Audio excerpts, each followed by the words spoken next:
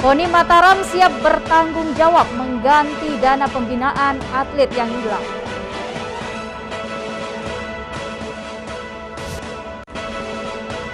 Pedagang pasar Renteng kembali geruduk Desperindak setempat.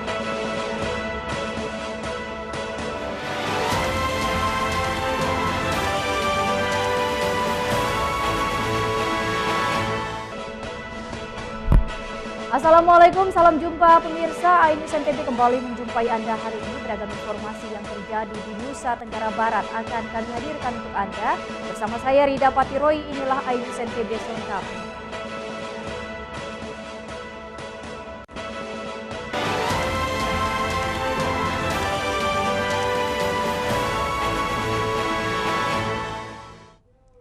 Pemirsa, mengawali perjumpaan kita hari ini pasca raibnya dana pembinaan atlet dan pelatih yang dicuri di halaman kantor KONI Mataram. Pihak KONI siap bertanggung jawab untuk mengganti. Dana pembinaan sebesar 190 juta rupiah hilang di gondol Jamret setelah pulang dari bank untuk mengambil dana tersebut. Kronologisnya, Bendahara KONI Mataram Muhammad Irawan Hidayat mencairkan dana di salah satu bank di kota Mataram dan segera balik ke kantor karena ada tukang yang sedang bekerja memperbaiki atap ruangan yang bocor. Karena terburu-buru untuk menemui tukang yang bekerja, uang yang dicairkan dari bank tersebut disimpan di dalam mobil yang diparkir di halaman kantor KONI Mataram. Awalnya, dia merasa aman menyimpan uang di mobil karena mobil terkunci dan banyak motor dan mobil yang terparkir di halaman kantor KONI Kota Mataram, bahkan sopir ketua KONI Mataram sedang membersihkan mobil. Bendahara KONI Mataram kaget mendengar alarm mobilnya berbunyi dan langsung berlarian ke halaman kantor dan menemukan kaca mobilnya sudah dipecahkan dan melihat pelaku sedang mengambil uang yang tersimpan di mobil dan satu pelakunya sudah standby di pintu gerbang. Bendahara KONI Mataram sempat berteriak maling dan mengejar sampai ke pintu gerbang kantor KONI, namun pelaku berhasil kabur dengan sepeda motornya. Begitu saya selesai ngecek di sini, Ketua Umum datang ke depan ruangan saya bertanya, "Wan, saya mau balik ini. Ada yang perlu ditanda tangan atau bagaimana?" "Oke, silakan Pak Ketua, saya antar ke depan." Begitu sampai depan lobi, berartilah kita tanda tangan. Ada berkas, satu atau dua berkas lah tanda tangan. Pada saat proses tanda tangan terdengarlah bunyi alarm mobil. Saya kaget, begitu saya keluar sudah kelihatan orangnya langsung. Dan saya teriakin maling, kita kejar. Posisinya satu yang mecahin, yang ngambil, satu sudah standby di depan gerbang. Dibantu tim Polresta Mataram dan Polda NTB datang ke lokasi kejadian untuk olah kejadian perkara.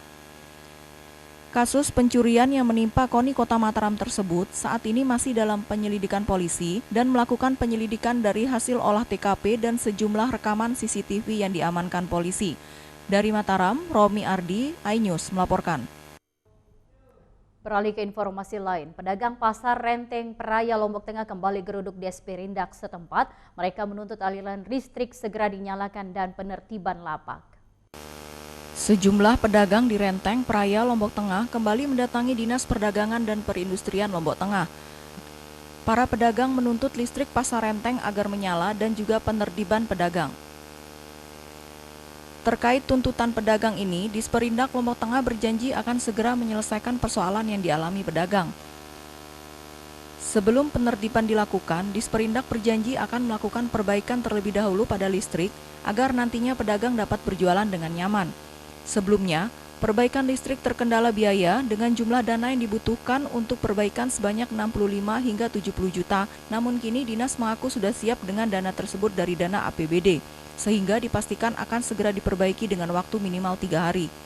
Dan listrik itu sudah diperiksa penyakitnya, langsung manajernya turun, dan beberapa sudah ada RAF-nya, tinggal kita merintahkan yang mengerjakan 2-3 hari insya Allah sudah mungkin bisa lampu nyala ya, hari Senin asal lampu nyala, karena kemarin memang kita sudah 2 kali membiayai.